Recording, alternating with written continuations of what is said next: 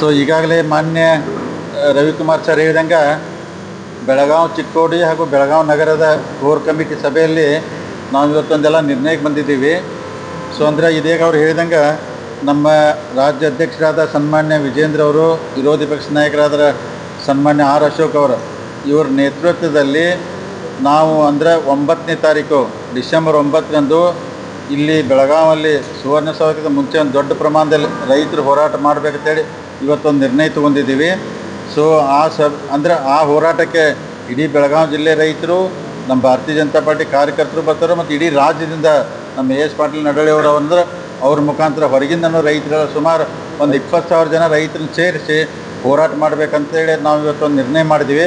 ಆ ಪ್ರಕಾರ ಇಡೀ ಎಲ್ಲ ನಮ್ಮ ಮಾನ್ಯ ಗೌರವಾನ್ವಿತ ಶಾಸಕರು, ಮಾಜಿ ಶಾಸಕರು, ಎಲ್ಲ ಪದಾಧಿಕಾರಿಗಳು ಸಹಕಾರ ಕೊಟ್ಟು ಹೆಚ್ಚಿನ ಸಂಖ್ಯೆಯಲ್ಲಿ ಅವತ್ತು ರೈತನೂ ಕರ್ಕೊಂಬರ್ತಂದರು, ನಮ್ಮ ಕಾರ್ಯಕರ್ತರು ಬರ್ತಾರೋ, ದೊಡ್ಡ ಪ್ರಮಾಣದಲ್ಲಿ ಹೋರಾಟ ಮಾಡಿ. ಅಂದ್ರೆ ನಾವೆಲ್ಲ ರೈತರಿಗೆ ಅಂತ ಈಗ ಹೇಳ್ದಂಗೆ ಸಾಕಷ್ಟು ತಾವೆಲ್ಲ ನೋಡ್ತಾ ಇದ್ದೀರಿ, ಸರ್ಕಾರ ತಮ್ಮಂದ್ರೆ ಕುರ್ಚಿ ಉಳಿಸ್ಕೊಳ್ಳಲ್ಲಿ ತಮ್ಮ ಟೈಮ್ ತೆಗಿತಾ ಇದ್ದಾರೆ. ಅಂದರೆ ರೈತರ ಬಗ್ಗೆ ಇನ್ನೂ ಯಾವುದೋ ಅಂದರೆ ಇದ್ರ ಕಡೆ ಗಮನ ಕೊಡ್ತಾ ಇಲ್ಲ.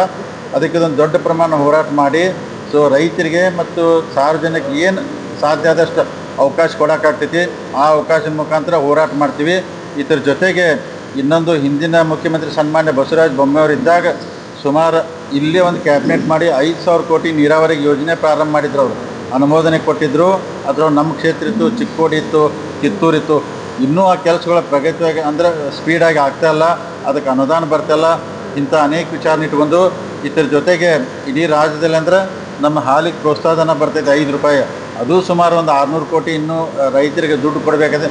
ಇಂಥ ಭಾಳ ಅನೇಕ ವಿಚಾರನ ಇಟ್ಕೊಂಡು ನಾವು ರೈತರ ಪರವಾಗಿ ನಮ್ಮ ರಾಜ್ಯಾಧ್ಯಕ್ಷ ಸನ್ಮಾನ್ಯ ವಿಜೇಂದ್ರ ಅವರು, ಆರ್ ಅಶೋಕ್ ಅವ್ರ ನೇತೃತ್ವ ಇಡೀ ಎಲ್ಲ ನಮ್ಮ ಭಾರತೀಯ ಜನತಾ ಪಾರ್ಟಿ ಶಾಸಕರು, ಬೆಳಗಾವಿ ಜಿಲ್ಲೆ ಎಲ್ಲ ಪ್ರಮುಖರ ಮುಖಂಡರೆಲ್ಲ ಸೇರಿ ದೊಡ್ಡ ಪ್ರಮಾಣದಲ್ಲಿ ಹೋರಾಟ ಮಾಡಿ ಅಂದರೆ ಸರ್ಕಾರ ಅಂದರೆ ಗಮನಕ್ಕೆ ತಂದು ರೈತರಿಗೆ ಎಷ್ಟು ಸಾಧ್ಯ ಆಗ್ತದೆ ಪರಿಹಾರ ಕೊಡೋಕ್ಕೆ ಪ್ರಾಮಾಣಿಕ ಪ್ರಯತ್ನ ಹೋರಾಟ ಮುಖಾಂತರ ಮಾಡ್ತೀವಿ ಅಂತೇಳಿ ಇವತ್ತೆಲ್ಲ ನಿರ್ಣಯ ಮಾಡಿದ್ರೆ. ಇನ್ನು ಮುಂದೆ ಒಂದು ಅಂದರೆ ಪೊಲೀಸರು ಎಲ್ಲಿದ್ದ ಪರ್ಮಿಷನ್ ನಮ್ಗೆ ಕೊಡ್ತಾರೋ, ಯಾಕಂದ್ರೆ ನ್ಯಾಷನಲ್ ಹೈವೇ ಮೇಲೆ ಹೋಗ್ಬಾರಂತ ಪೊಲೀಸರು ಹೇಳ್ತಾಯಿದ್ದಾರೆ. 3 ಜಾಗ ಪ್ಲೇಸ್ ಫಿಕ್ಸ್ ಮಾಡ್ಕೊಂಡು ಅಲ್ಲಿ ಪರ್ಮಿಷನ್ ಕೇಳ್ತಾರೆ. ಎಲ್ಲಿದ ಒಂದು ಕಡೆ ಕೊಡ್ತಾರಲ್ಲ, ನಿಮಗೆ 2 ದಿನ ಮುಂಚೆನೇ ಹೇಳ್ತೀವಿ, ಹೋರಾಟ ದೊಡ್ಡ ಪ್ರಮಾಣದಲ್ಲಿ ಮಾಡ್ತೀವಿ ರೀ. ಇಲ್ಲ ನಾವು ಆಯೋಗ ರಿಕಮೆಂಡ್ ಮಾಡಿದಾರಲ್ಲ ಆ ಪ್ರಕಾರ ಮಾಡೋದು ನಮ್ಮ ಒತ್ತಾಯ ಇದೆ.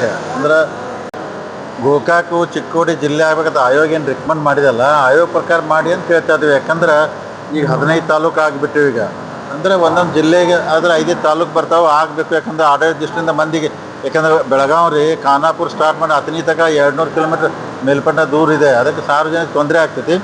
ಯಾವ ಸರ್ಕಾರಕ್ಕೆ ಆಯೋಗ ರಿಕಮೆಂಡ್ ಮಾಡಿದಲ್ಲ ಕಾನೂನು ಪ್ರಕಾರ ಅವ್ನು ಮಾಡ್ಬೇಕಂದ್ರೆ ಚಿಕ್ಕೋಡಿ ಗೋಕಾಕ್ ಫಿಟ್ ಆಗ್ತೈತಿ ಮಾಡತ್ತೇಳಿ ಒತ್ತಾಯ ಇದೆ. ಜನನೂ ಇವತ್ತು ಸ್ಟ್ರೈಕ್ ಮಾಡಿದ್ರೆ ನಮ್ಮ ಗೋಕಾಕಲ್ರಿ.